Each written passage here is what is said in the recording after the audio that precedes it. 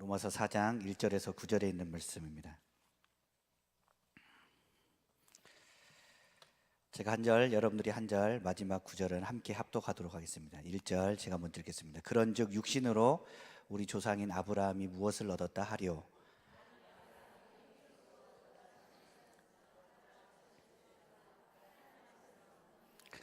성경이 무엇을 말하느냐? 아브라함이 하나님을 믿음에 그것이 그에게 의로 여겨진 바 되었느니라.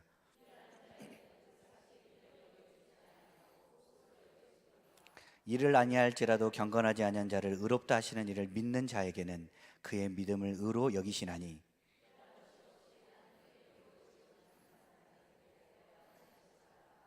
불법이 사함을 받고 죄가 가리워짐을 받는 사람들은 복이 있고,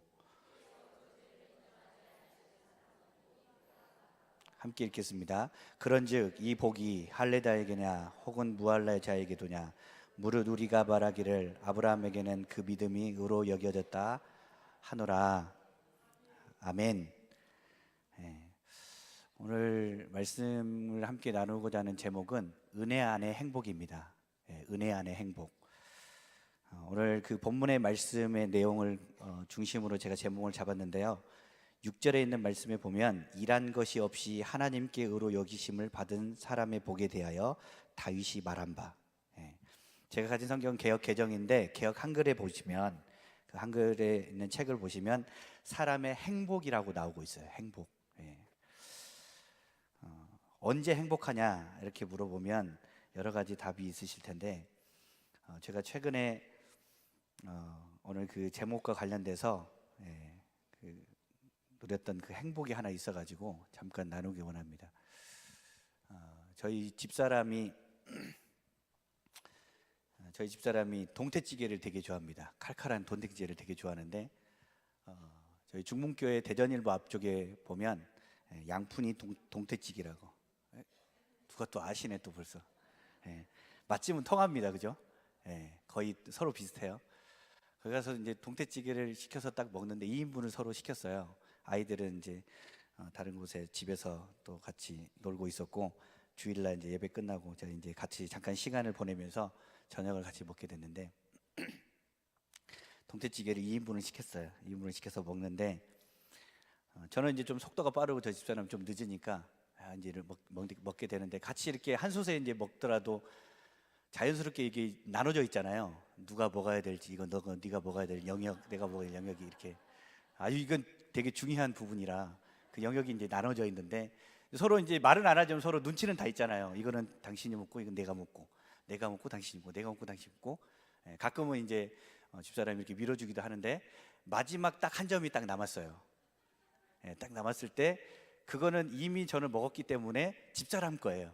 그래서 집사람이 이제 딱 한 점을 딱 먹는데, 갑자기 먹자마자 그 살점을 먹자마자 바로 뱉는 거예요. 그래서 이거 뭔가 이상하다라고 생각을 해서 그 동태찌개를 이제 저도 이제 살점을 하나 딱 먹었어요. 먹었는데 왠지 그 전에 먹었던 토막들하고는 다르게 느낌이 이상한 그 비린내 같은 게 나면서 오래된 그 맛이 딱 나는 거예요. 주방장님을 빨리 불렀어요. 이거 지금 이렇게 이상하다, 상한 것 같다, 빨리 드셔봐라. 그랬더니 이 주방장님도 이제 사태를 알았는지 빨리 그거를 이제 수습을 한다고 하는 거예요.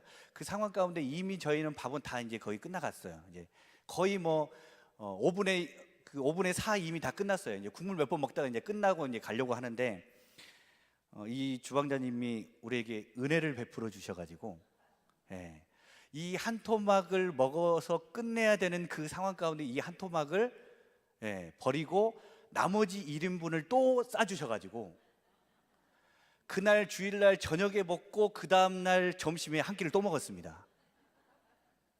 값은 얼마를 줬나요? 2인분을 줬죠. 그런데 저희가 먹은 건 3인분을 먹게 됐어요. 여러분, 우리들의 삶 가운데 여러 가지 행복이 있을 수 있지만 언제 정말 행복하냐면요, 내가 아무것도 하지 않았는데 누릴 수 있는 그것이 있을 때 행복을 느낍니다.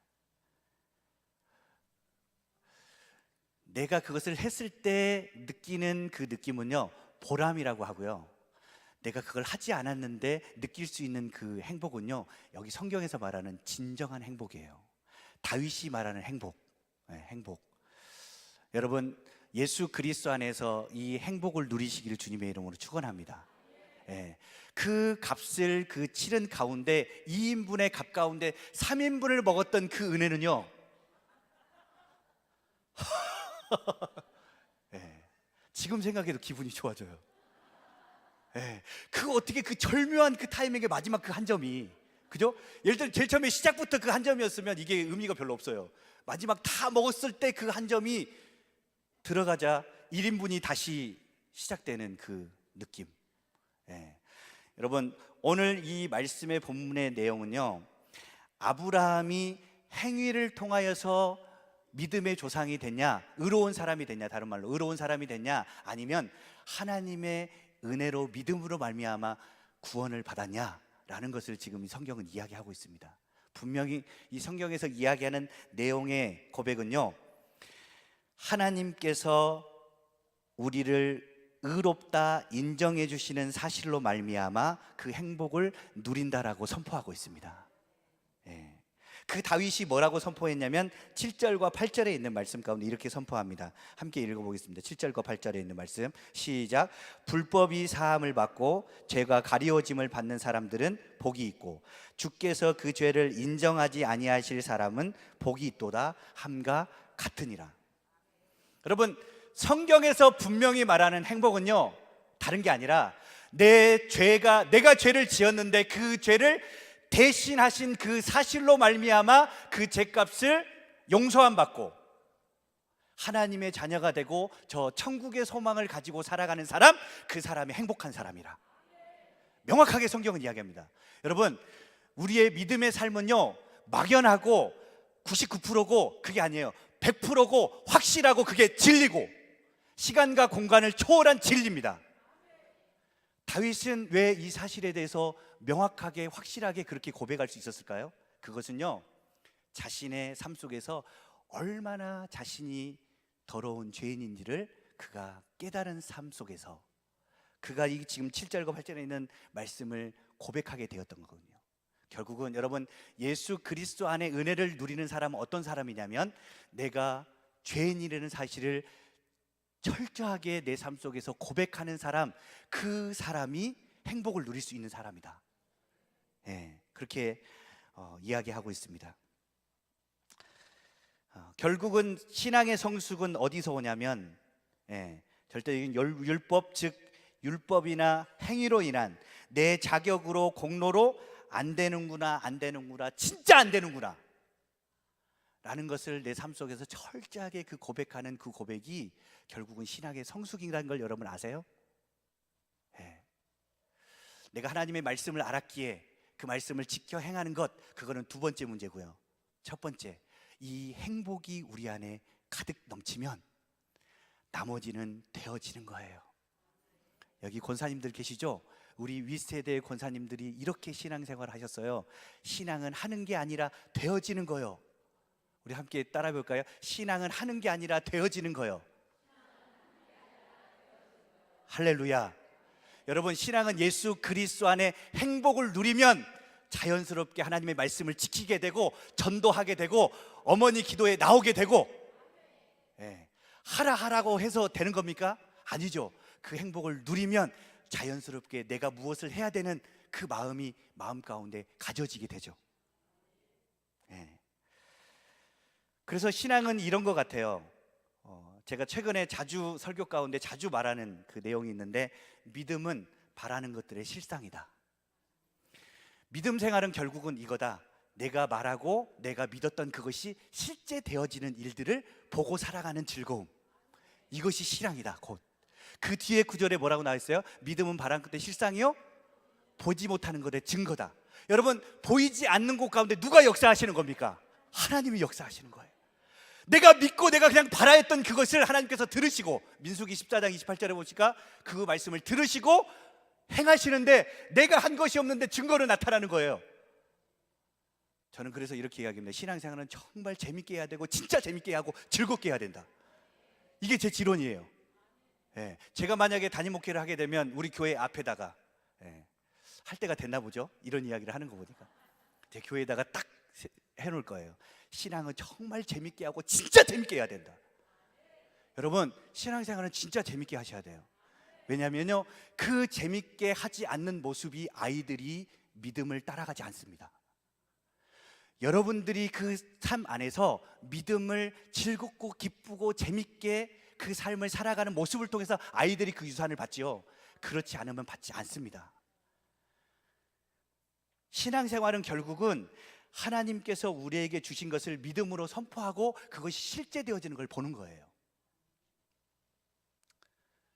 제가 여기 오기 전에 한 1시간 전에 제가 담당하고 있는 그 장례를 담당하고 있는 열매가 있는데 한 분이 소천하셨다고 전화가 왔어요.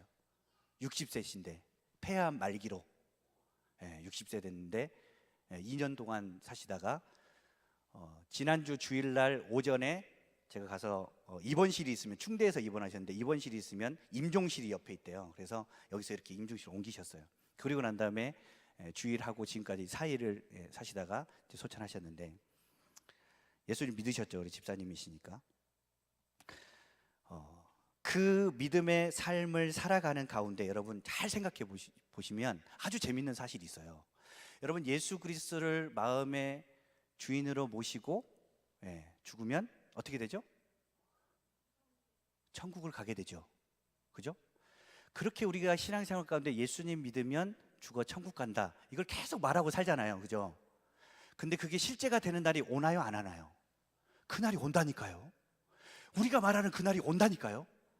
그날은 두 가지의 의미가 있는데, 전체 모든 이 지구상에 예수님께서 다시 오시는 재림의 때가 그날이 있고요. 또 하나의 그날은 아주 가깝습니다. 그날은 내 개인적으로 그날이 올 수 있다는 사실이에요. 그날에 내가 말하고 고백한 그대로 이루어집니다. 할렐루야. 그것이 성경의 진리예요. 내가 예수 그리스도를 마음에 영접하는 사람, 그 사람은 하나님의 자녀가 되고 그 권세를 누린다고 말씀하시지 않았습니까? 그것을 누리는 삶이 결국 우리가 지금 고백하고 기도하고 바라는 그것이 실제 되어지는 그때가 있다는 사실이에요.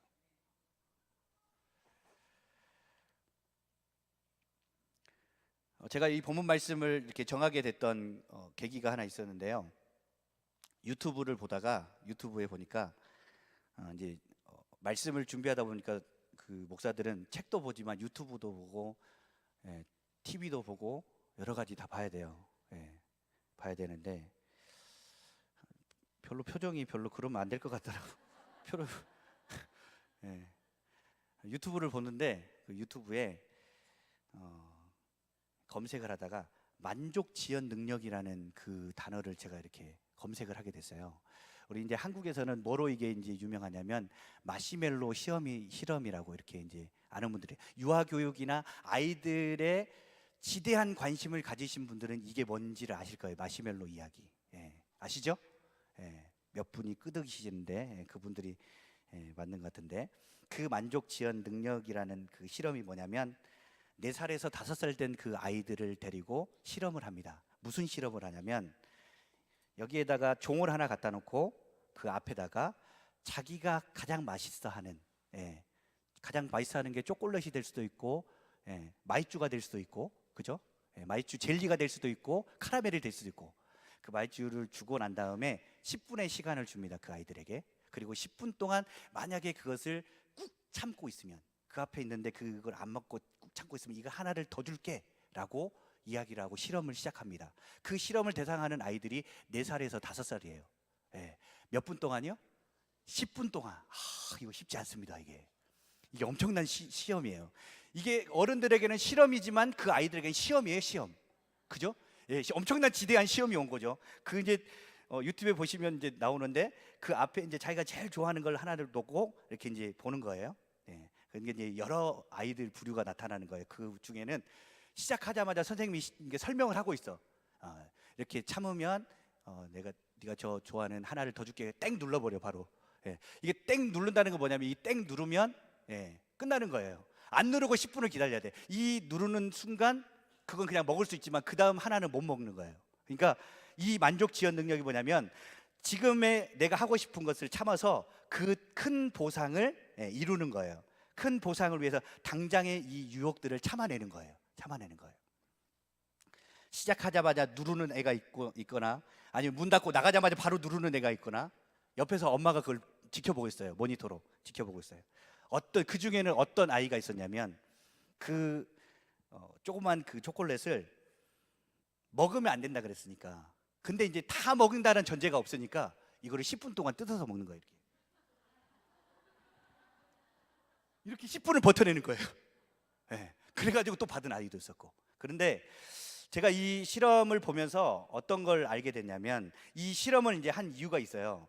그렇게 이제 10분을 참아낸 아이들이 있었겠고 10분을 참지 못한 아이들이 있었겠잖아요. 그죠? 그 두 아이들을 딱 비교를 해보니까 여러 가지 차이점이 있었는데, 그 중에서 아주 중요한 걸 발견하게 됐는데, 4살하고 5살이잖아요. 여러분, 그 어른의 이야기를 들어서, 선생님 이야기를 들어서 참는다는 게 쉽지 않잖아요. 그런데 그것을 참아내는 아이들의 특징을 보니까 부모님과의 신뢰 관계가 너무 잘 돼 있더라. 예. 그러니까 엄마하고 아빠하고의 이 아이들의 그 관계 안에 그 신뢰 형성이 잘 돼 있으니까 이 이야기를 10분을 참아내면 분명히 뭘 주겠다, 내가 좋아하는 걸 또 하나 받을 수 있겠다 라고 생각하고 버텨내는 애들이, 참는 애들이 있었다는 거예요. 그런데 그렇게 했던 아이들이, 이게 이제 외국에서 이제 또 실험했던 결과인데, 미국에서 대학 수능 성적에 100점 차이가 나더래요. 그것을 참아내는 아이와 참아내지 못하는 아이. 예. 그리고 원만한 그 사회생활 관계를 할 뿐만 아니라 어떤 어려움들이 왔을 때 대처 능력이 그 참아내는 아이와 참아내지 않는 차이가 월등하게 나타나더라는 거예요. 저는 근데 이것을 보면서 이렇게 생각했어요. 제가 이제 아이들을 키우고 있는 입장에서 봤을 때, 부모와 아이와의 관계가, 신뢰 관계가 아주 중요하구나. 그런데 그 중에서 이제 가장 모범적인 이제 사례의 아이들 2명을, 이제 이 아이들은 이제 실험을 안 했던 아이들이었어요. 엄마하고. 근데 이 두 아이가 쌍둥이 아이였어요. 근데 엄마하고 신뢰 형성이 너무 잘 돼 있는 거예요. 그 아이들은 아무것도 모르는 상태에서 이 실험을 했는데 이 아이들이 10분을 참아내는 거예요. 그리고 엄마한테 인터뷰를 했어요. 어떻게 아이들을 가르쳤어요? 라고 이야기하니까 그 아이에게 무엇인가 주겠다. 예를 들어 5월 5일 날에 내가 레고를 꼭 사주겠다 라고 이야기했으면 그 시간들을 꼭 지켰다는 거, 거짓말을 하지 않고 지켰다는 거예요. 여러분, 결국은 아이들의, 이게 어머니 기도회 때마다 자주 들으셨을 거 아니에요? 엄청나게 힘드시죠 이게.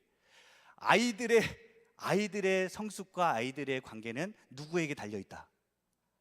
예, 나에게 달려있다. 예, 그렇게 느끼시죠? 예, 더는 안 들어가겠습니다. 여기서 그냥 끝내는 거로. 예, 그런데 저는 그거보다 더 중요한 건, 저는 이렇게 생각했어요. 여러분, 이렇게 생각하면 좋을 것 같아요. 아이의 사회적 능력과 어려움의 대처 능력과 시험을 잘 보는 그 부분들이 부모와의 관계 가운데 신뢰 형성이라면, 여러분, 그 근본적으로 나아가야 되지 않을까.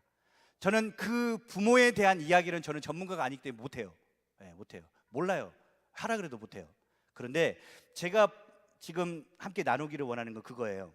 그 부모와 아이와의 신뢰 관계가 중요하다면, 그러면 부모님이 하나님과의 관계가 행복해지고 하나님과의 관계가 돈독해지면 자녀들의 관계는 어떻게 될까요? 당연하게 이루어지겠죠. 아멘. 여러분, 오늘 우리들의 삶 가운데 우리가 붙잡아야 될 것은요, 다른 것이 아니라 나와 하나님과의 그 관계의 형성이 완만해질 때, 그것이 자녀들을 키워내는 가장 첫 번째 키라는 사실이에요. 그것이 다른 어떤 과외를 하고 또 이것저것 찾아다니고 하는 게 첫 번째가 아니라, 하나님과의 관계로부터 내가 행복함을 누린다면 그 행복함이 어디로 가겠습니까?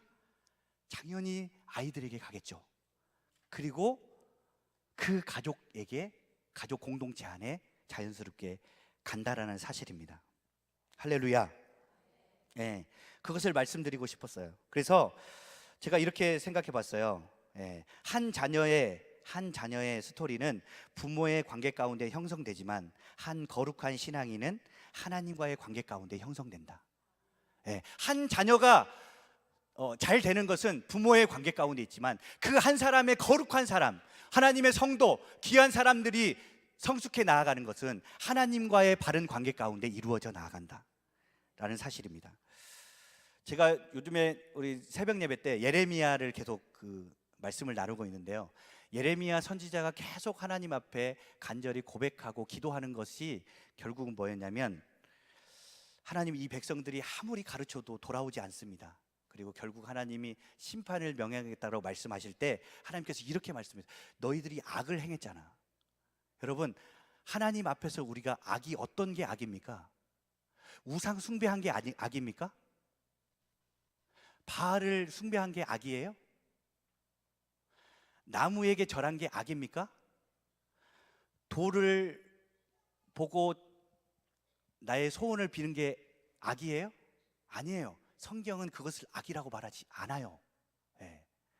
여러분, 저는 조금 지혜로운 목사라 근본적인 뿌리를 저는 말씀드려요.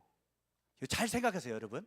성경에서 예레미야에서 악이라고 이야기하는 것은요, 우상 숭배를 한 게 악이 아니에요. 내 자녀를 다 몰록에게 바친 게 악이 아니에요.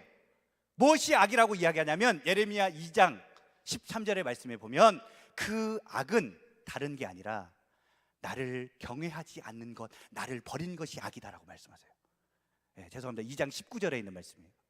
여러분, 하나님 앞에 악은요 다른 게 아니에요. 하나님을 버리고 하나님을 멀리하는 게 악이었어요.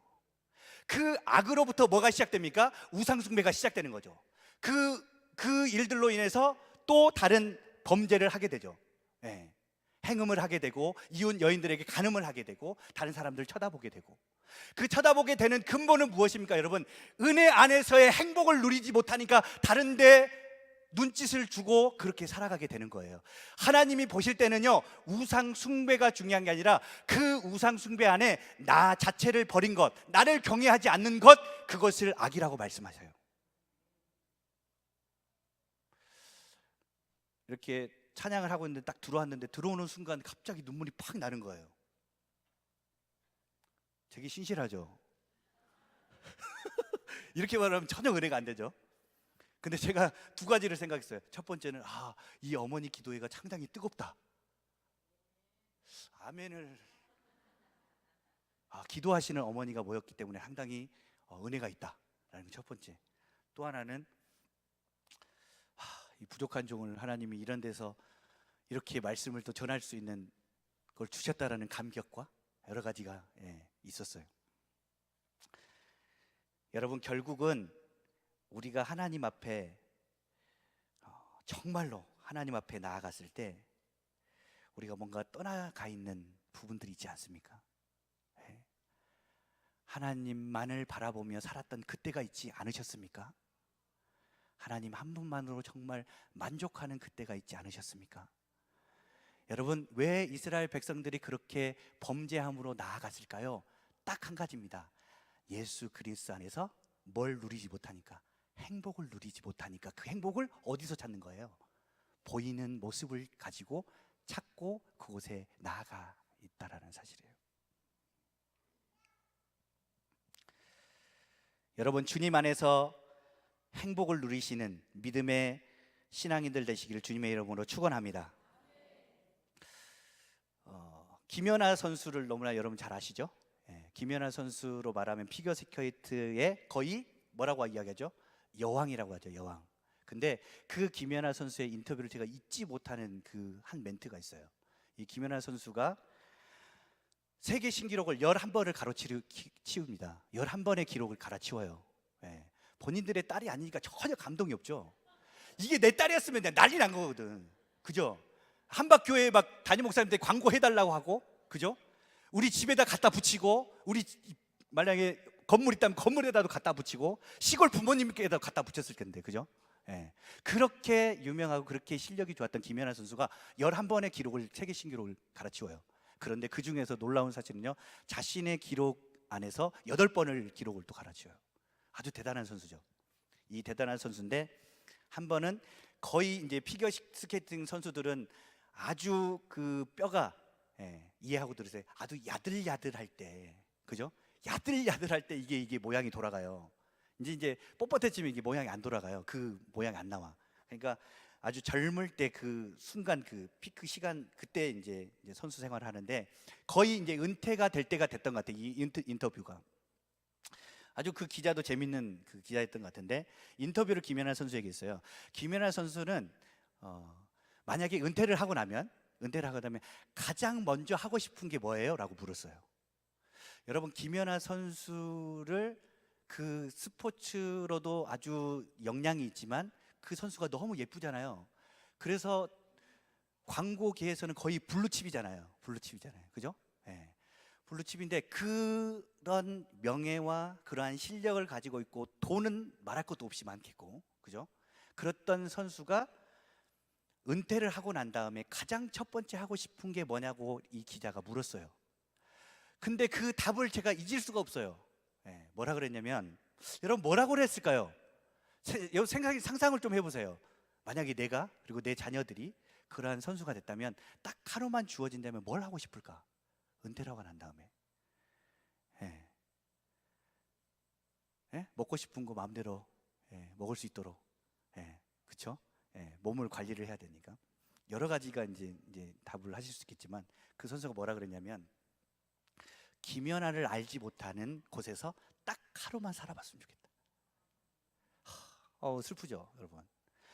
김연아 그렇게 명예롭고 스포츠로는 아주 여왕이었고 부로는 말할 수도 없던 그 선수의 은퇴 마지막 그 한마디, 은퇴하고 난 다음에 뭘 하고 싶어요?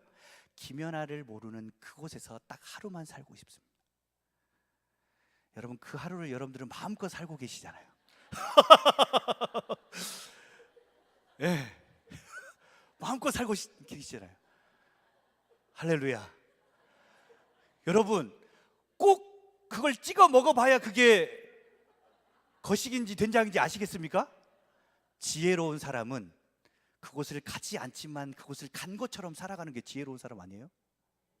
네. 그 선수의 이야기를 저는 잊을 수가 없어요. 오늘 본문의 말씀으로 다시 돌아오면요, 아브라함이 어떻게 믿음의 조상이 될 수 있었냐라는 것을 이제 이야기하는데, 이 사도 바울에 대한 부분들을 좀 함께 나눠봐야 되는데, 사도 바울의 고백 가운데 4절에 있는 말씀은요 뭐냐면, 제가 이렇게 풀어드리면, 일한 자에게는 싹을 받는 것이 마땅하다는 거죠. 그러니까 일한 사람이 분명히 그거에 대한 보수를 받는 것은 마땅한 거죠. 그런데 우리들의 삶은 뭐냐면 은혜의 삶이라고 이야기하잖아요. 우리는 한 것을 통해서 보수를 받는 삶이 아니잖아요. 하지 않았는데 받는 것을 누리며 살아가는 사람이잖아요. 이게 이해가 되셔야 되는데 한 번 더 설명드릴게요. 4절에 있는 말씀은요, 일한 자에게 주시는 것은 당연한 거예요. 그 삭세에 대한 것이기 때문에 당연히 받는 거예요. 이게 세상의 원리예요. 그런데 우리의 원리는 뭐냐? 5절에 있는 말씀의 원리예요. 4절은 세상에 대한 원리라면 5절은 우리가 누리는 원리인데, 이것이 그 지금 믿었을 때만 아니라 주님이 오시는 그날까지 이 땅에서 우리가 평생 누려야 될 은혜라는 사실이죠. 5절에 있는 말씀을 같이 함께 읽겠습니다. 시작. 이를 아니할지라도 경건하지 아니한 자를 의롭다 하시는 이를 믿는 자에게는 그의 믿음을 의로 여기시나니.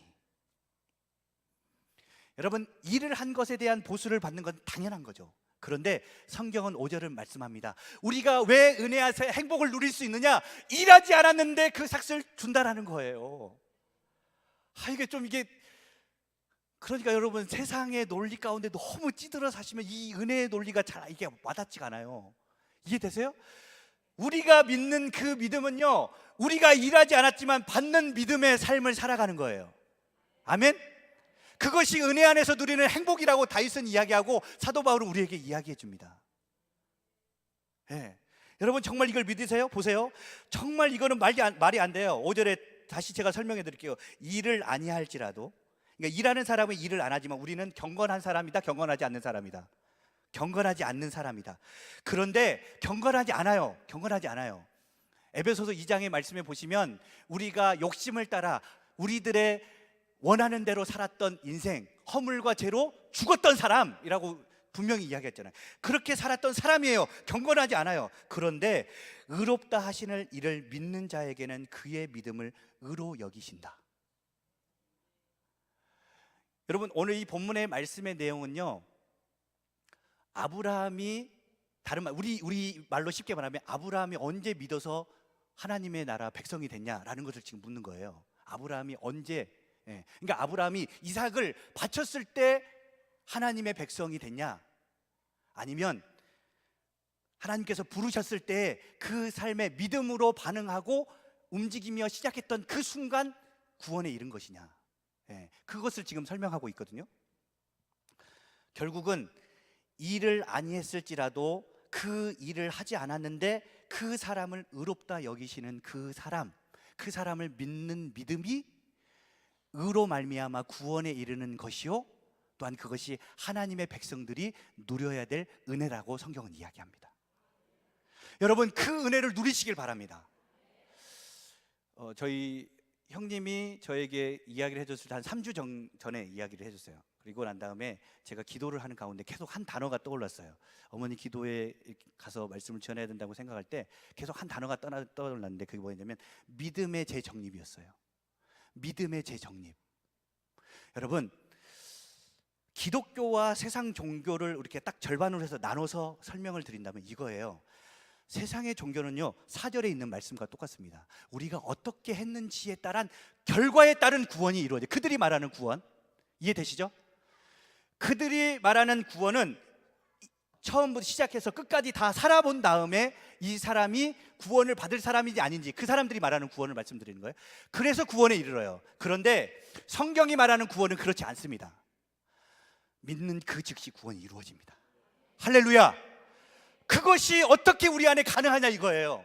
사도 바울은 그것이 우리들의 삶 가운데 어떻게 가능하냐, 그거는 말도 안 된다는 소리다 라고 이야기하는 것과, 또 하나, 그 은혜 안에서 그것이 은혜가 크다면 그 은혜로 예수 그리스도 믿었을 때만 그 은혜로 살지 말고 주님이 오시는 그날 이 은혜를 날마다 생각하면서 살아가자. 이것이 사도 바울이 지금 이 4장에서 말씀하고 있는 내용입니다. 여러분, 예수 그리스도를 믿어서 구원에 이르는 그 기쁨과 감격이 있으십니까? 그것은 그 예수를 믿었을 때 그 때만 있는 게 아니고요, 주님이 오시는 그날까지 이 은혜는 계속되어야 돼요. 여러분, 성경에는 다른 게 악이 아니라 그랬어요. 하나님을 떠난 게 악이라 그랬어요. 하나님을 왜 떠납니까? 이게 이제 무료하거든. 별것도 없거든. 이게 신앙생활 계속 똑같은 것 같거든. 제가 한 가지 질문 드릴게요. 이 질문을 할 때마다 전 너무 재밌는데 어떻게 대답을 하셔야 될지 몰라가지고 되게 그 오묘한 표정들이 나와서 질문 드립니다. 여러분, 예수 그리스도를 믿기 전과 믿은 후의 삶 속에서 죄를 짓는 그 나의 모습이 어떻습니까? 예수 그리스도를 믿기 전에 죄를 짓는 나의 모습과 예수 그리스도를 믿은 후에 죄를 짓는 나의 모습과, 여러분 어떠세요? 여러분, 죄를 짓는 것에 비하면 예수 그리스도를 믿기 전과 믿은 후가 뭐가 차이가 있습니까? 정말 제 안에서 솔직하게 말씀드릴까요? 제가 제 자신한테 죄를 짓는 모습을 깜짝 놀랐어요. 나도 내 자신을 속이면서 죄를 짓게 하더라고. 제가 이렇게 영악한지 몰랐어요. 여러분, 죄를 짓는 부분에 있어서 예수 믿기 전에 어떻게 죄를 짓습니까? 마음대로 대놓고 짓죠. 신발끈 10원짜리 20원짜리 이러면서 죄를 짓죠. 근데 예수 그리스도를 믿고 난 다음에는요, 안 지울 수는 없고 안 지울 수는 없는데 이걸 어떻게 해야 되지? 죄를, 목사가 돼가지고 사태질 할 수도 없고 큰 소리 칠 수도 없고, 그러니까 어떻게 죄를 짓게 되냐면 마음속으로 죄를 짓기 시작합니다. 예수 그리스도 믿기 전에는요, 마음대로 죄를 지어요. 이게 죄인지를 모르니까 마음대로 하는 거예요. 근데 예수를 믿고 나니까 이게 죄라는 게 진짜 분명하거든. 말씀을 보고 나니까. 그러니까 어떻게 죄를 지냐면 내 심령 속에서 죄를 지어요. 내 마음 속에서. 그쵸? 예, 그쵸? 예. 인정을 하셔야 그 다음 제가 넘어가죠. 예. 여러분, 재밌어요. 딱 보세요. 죄를 짓는 부분만 딱 두고 보면요, 예수 믿기 전에는 대놓고 죄를 짓고 예수 믿은 후로는 안 보이게 죄를 짓고, 많은 사람이 있을 때는 죄 안 짓고 나 혼자 하나님과 있을 때 죄 짓고, 또 이렇게 가다가 또 분위기가 안 좋아지네. 그런데 어떻게 내가 구원받을 수 있냐고요? 여러분, 그 구원은요, 하나님의 그 놀라운 사랑인데요, 여러분, 우리의 사랑의 어떤 거로 이게 표현이 안 돼. 하나님의 사랑은, 그의 사랑은 그의 아들 예수 그리스도가 이 땅에 내려오실 필요가 없었던 그분을 끄집어 내려오셔서 이 땅의 삶을 사셔야 될 이유가 없어요, 그분은. 근데 우리들의 고통과 아픔을 직접 체휼하시기 위해서, 신이시니까 인간의 고통을 느낄 수 있습니까, 없습니까? 못 느끼죠. 못 느끼니까 그 33년의 시간들을 사신 거예요. 우리들의 고통을 함께 느끼시려고. 그리고 십자가에 달려 죽으신 거예요. 누구를 위해서요? 나를 위해서요. 여러분, 성경은 우리에게 이야기합니다. 그 예수 그리스도께서 값을 치러주신 것으로 말미암아 구원에 이르는 거라는 걸. 내가 해석되는 게 아니라는 것을 우리들의 신앙 가운데 계속 느끼는 거 아닙니까? 속으로 죄짓잖아요. 날마다 죄짓잖아요. 근데 어떻게 우리가 구원에 이를 수 있습니까? 우리 믿음의 신앙의 성숙은 그거라니까요. 안 되는구나, 안 되는구나, 진짜 안 되는구나.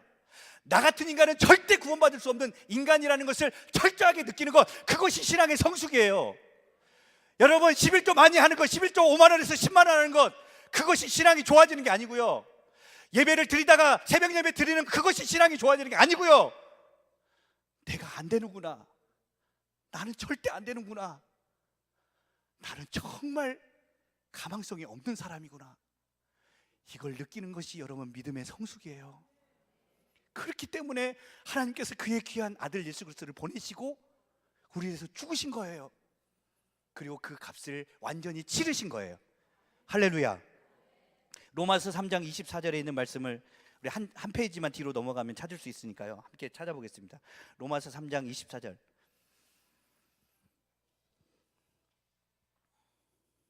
로마서 3장 24절 함께 읽습니다. 시작. 그리스도 예수 안에 있는 속량으로 말미암아 하나님의 은혜로 값없이 의롭다 하심을 얻은 자 되었느니라. 여러분 보세요. 그리스도 예수 안에서 속량으로 말미암아, 구속으로 말미암아 하나님의 은혜로 값없이 의롭다 하심을 얻은 자 되었느니라. 신앙의 성숙에 대해서 말씀드리는데요, 여러분, 신앙의 성숙은 어떻게 해서 우리 안에 계속 오냐면요, 이거예요. 생각해 보세요. 우리가 받을 때는 그 선물이 너무나도 값지고 귀해요. 그러니까 거저 받는 것 같아. 그런데 신앙이 성숙하면 어떻게 되냐면, 아, 이거는 내 편에서는 그냥 받는 거지만 하나님 편에서는 그의 아들을 죽이기까지 하셨구나. 여러분, 우리가 죄를 짓지 않을 수 있는 방법은요, 딱 이거 한 가지예요. 그분의 마음을 아는 거예요. 그렇게 가망 없는 나에게 예수 그리스도로 값을 치러주신 그 은혜가 너무 감사해서, 내가 받을 때는 은혜였지만 그분께서 그 은혜로 하시기 위해서 그 값을 치를 때에는 아들 예수 그리스도를 죽기까지 나에게 주셨다라는 그 은혜가 오늘 우리가 성숙하게 되고 하나님의 말씀을 따라 살아가게 되고 그분을 사랑하게 되는 그 자리 가운데 나아가게 된다는 사실입니다.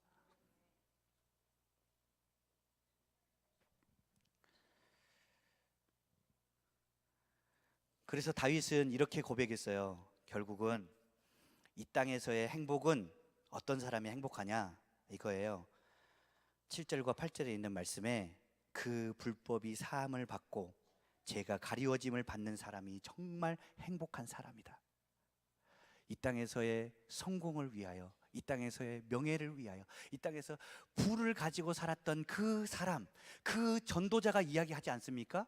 이 땅에서 삶이 헛되고 헛되고 헛되니 모든 것이 헛되도다. 예. 여러분, 그 삶을 다 사시고 난 다음에 헛되다는 것을 깨달으시겠습니까? 아니면 지금 믿음으로 그를 보시겠습니까? 여러분, 성경에서 그러면 이렇게 볼 수 있죠. 하나님께서 가장 우리를 사랑하시고 가장 행복함을 우리에게 주시기를 원하셨다면 다른 거 주실 거 많았을 거 아니에요, 솔직히. 왜 하필이면 예수 그리스도를 주셨을까? 이것이 답입니다. 죄의 해결이 되지 않으면 그것이 행복하지 않은 삶을 살아가게 되는 거예요. 여러분, 7절과 8절에 있는 말씀을, 다윗의 고백인데 함께 우리 읽어보겠습니다. 시작. 불법이 사함을 받고 죄가 가리워짐을 받는 사람들은 복이 있고 주께서 그 죄를 인정하지 아니하실 사람은 복이 있다 함과 같으니라. 할렐루야. 여러분, 우리는 하나님 안에서 주님께서 두고 보기에도 아까운 사람인 것을 여러분 기억하시길 바라요. 신앙의 그 갈등은요, 어디서 오냐면요, 이거예요. 목사님 말씀은 진짜 사장에 보니까 진짜 은혜로 말미암아 구원받은 게 맞아. 그 은혜로 살아야 돼. 그런데 내 실제의 삶은 뭐예요? 그 성경이 말하는 삶이 안 나오거든. 속으로 계속 죄짓고 있고 계속 갈등하고 있고. 근데 여러분, 예수님이 너무 잘하신 거예요. 속으로 지은 것도 죄다 이렇게 이야기했잖아요. 그죠? 예수님 진짜 우리를 잘하세요. 그죠? 예. 속으로 짓지 않았던 거야. 그 말씀을 알고 나면, 율법을 알고 나면 겉으로 이제 죄를 안 질 거라는 걸 알고 계셨던 거야. 그러니까 예수님께서 이미 알고 속으로 짓는 것도 죄다.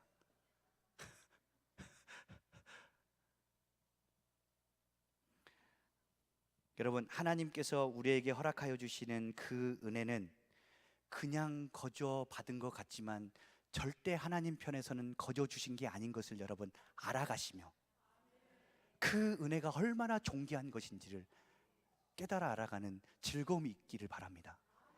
예, 그 사실을 깨달을 때마다 뭐가 경험됩니까? 나는 안 되는데 하나님이 허락해 주셨구나. 나는 자격이 안 되고 나는 공로가 안 되는데 예수 그리스도로 허락해 주셨구나.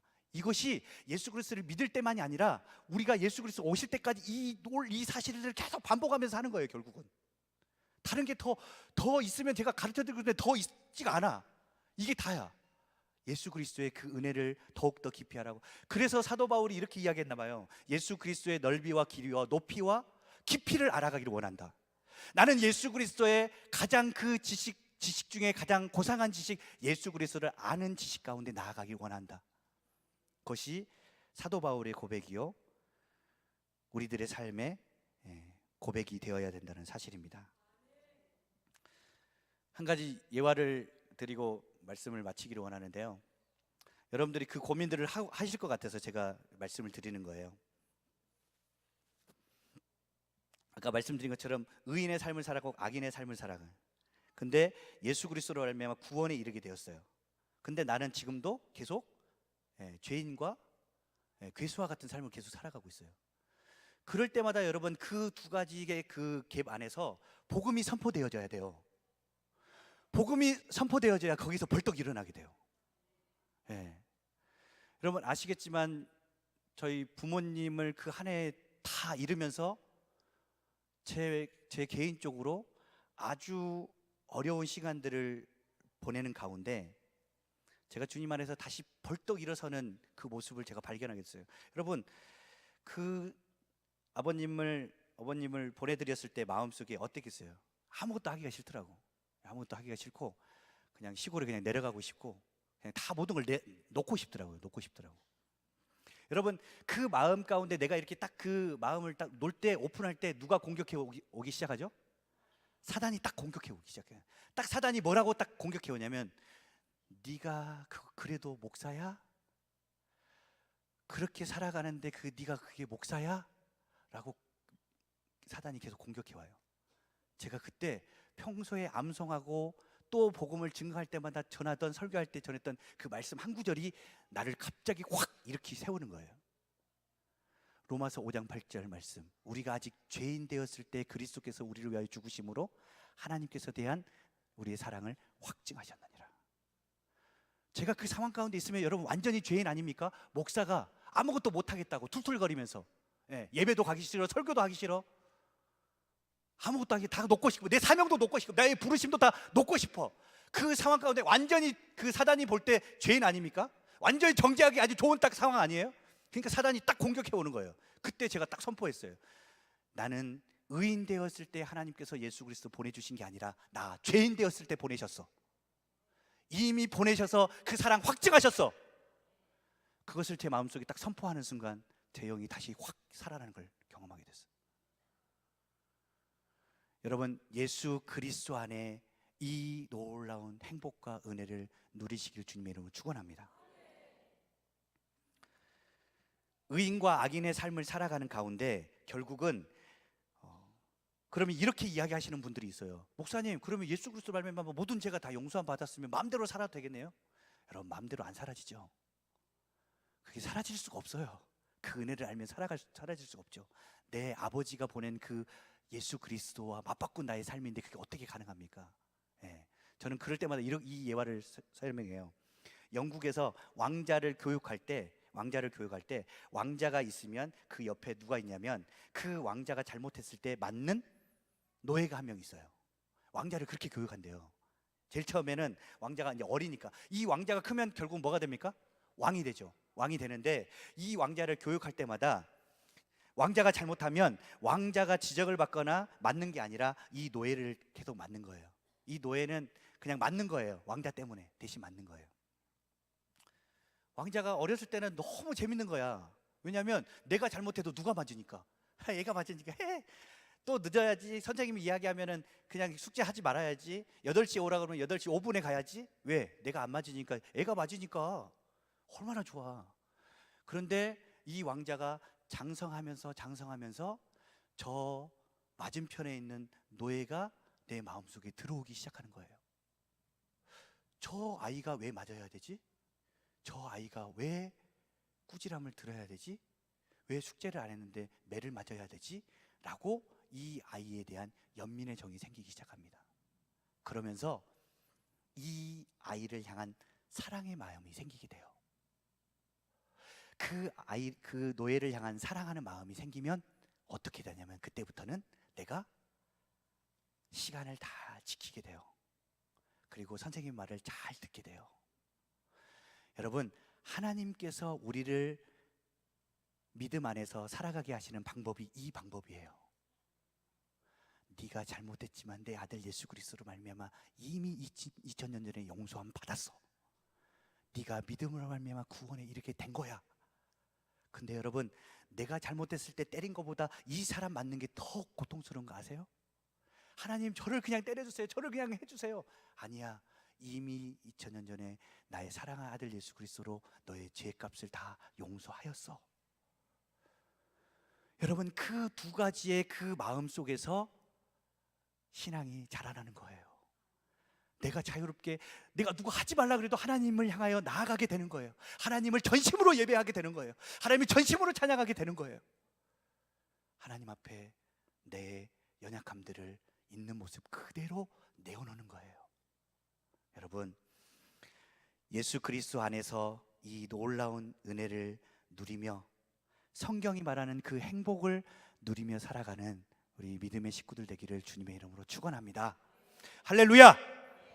그렇게 우리가 살아갈 때 믿음의 자녀들에게 유산이 넘어갈 뿐만 아니라 저 하늘나라에 여러분 상금도 쌓인다는 거 아세요? 요한계시록 21장에 보니까 보라, 내가 속히 오리라. 너에게 행한 대로 내가 갚아주겠다. 상을 주시겠다. 두 가지의 여러분 상을 우리 바라보면서 나아가야 됩니다. 첫 번째는 무슨 상이냐? 우리의 잔소리가 사랑의 메시지로 변할 때가 언제일까요, 여러분? 아이들이? 내가 막 잔소리 같은데 그것이 언제 순간인가 사랑의 메시지로 바뀌어. 그게 언제일까요? 제가 이렇게 질문할 때 누가 그러시더라고요. 장례식장이겠죠 뭐. 네. 장례식장이면 그래도 낫죠. 지 새끼들을 키워봐야 알지. 그죠? 그 잔소리가 아니는 사랑의 메시지로 바뀌잖아요. 여러분, 우리가 하나님 안에서 행복을 누리고 우리가 맨날 믿음 안에서 잔소리와 같은 그 이야기가 결국 그 영혼들을 변화시키면 그들이 믿음의 유산을 가지고 천대까지 복을 받아들이는 주인공이 될 것이고, 우리는 또한 이 땅의 창고가 아니라 더 하늘나라의 창고에 쌓아 하나님께서 세 마시고 상 주시는 그 이심을 바라보며 오늘도 믿음으로 나아갈 때 하나님께서 주시는 놀라운 복이 여러분들 삶 가운데 있기를 주님의 이름으로 축원합니다. 기도하겠습니다.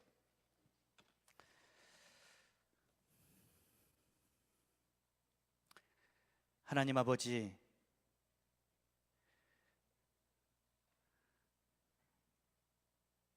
이 수요일 오전에 주님을 사랑하며 또한 내 자녀들을 사랑하여 이 자리에 나온 어머님들을 주님 한 사람 한 사람 기억하여 주시고, 이들이 기도하고 믿음으로 결단하였던 것들 다 응답하여 주셔서 하나님, 이 귀한 가정 안에 하나님의 영광이 드러나는 복된 삶 살아갈 수 있도록 인도하여 주옵소서.